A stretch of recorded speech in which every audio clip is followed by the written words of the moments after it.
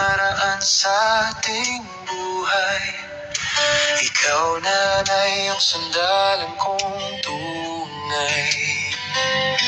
Kahit may pamilya na, ako'y iyong puso pa rin. Sa yakap mo nawawala ang bigat na nadarama namin. Limang magkakapatid, sa puso mo'y pantay. Walang katumbas ang pag-ibig mo, nanay. Sa lahat ng hapiluha at pagod mong tinago, ikaw ang ilaw namin, hindi kailanman nagalaho. At ngayong Pasko kay lungkot isipin, wala ka rito, walang iyong ngiti.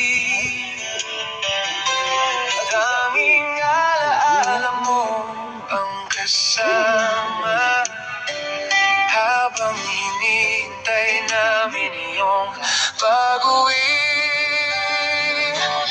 Miss ka namin, Nanay Leti. Ang tawanan mo, biruan at iyong lambing. Ngayong Pasko at pagpasok ng New Year, parang kulang lahat pag wala ka dito sa amin.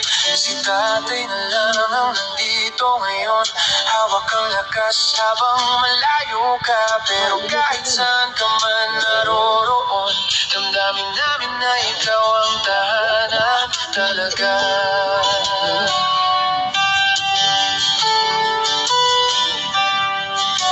Sa mga apo mo, ikaw ang paboritong kwento.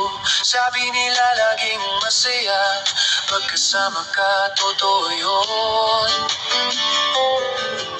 Ikaw yung nanay na kahit pagod ay nakangiti. Sinasalo ang problema namin para kami maging payapa lagi.